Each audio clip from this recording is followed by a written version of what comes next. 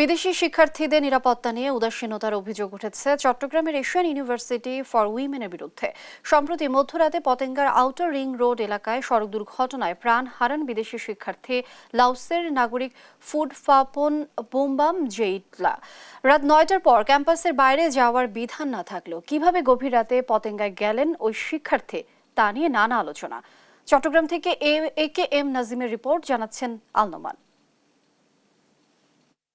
সোমবার মধ্যরাতে চট্টগ্রামের পতেঙ্গা থেকে ফেরার পথে দ্রুতগতির পাজেরো গাড়ি ধাক্কা খায় সড়ক বিভাজকে, আর তাতেই মৃত্যু হয় এশিয়ান ইউনিভার্সিটি ফর উইমেনের বিদেশি শিক্ষার্থী ফুডফাফন বুমবাম জেডলার। আহত হন গাড়িতে থাকা আরো দুজন।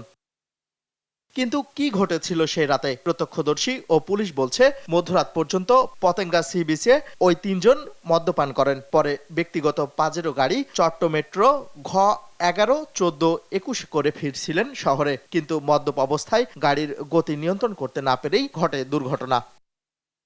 ঘটনার পর পতেঙ্গা থানা পুলিশ দুর্ঘটনা কবলিত গাড়িটি জব্দ করেছে। ওই পাজেরো গাড়ির চালক মারওয়ান সিহাব ওরফে ইয়ামকে অভিযুক্ত করে একটি মামলা হয়েছে।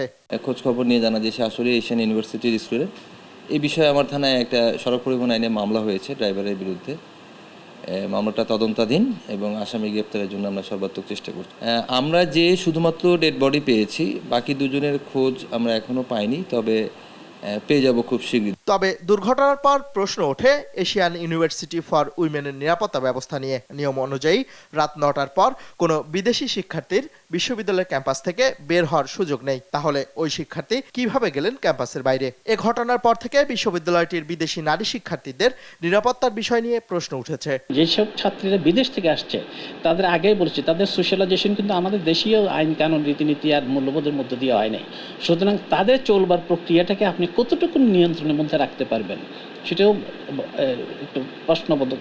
আমাদের যে আইনি প্রক্রিয়া আছে, পুলিশ বিভাগ আছে, তাদের দায়িত্ব হচ্ছে এখন গভীরভাবে বস্তুনিষ্ঠভাবে এটা তদন্ত করা। বিদেশি নারী শিক্ষার্থী নিহতের ঘটনা ও মধ্যরাতে ওই শিক্ষার্থী বাইরে কিভাবে গেল এ বিষয়ে বিশ্ববিদ্যালয় কর্তৃপক্ষের সঙ্গে বারবার যোগাযোগ করা হলেও তাদের বক্তব্য পাওয়া যায়নি।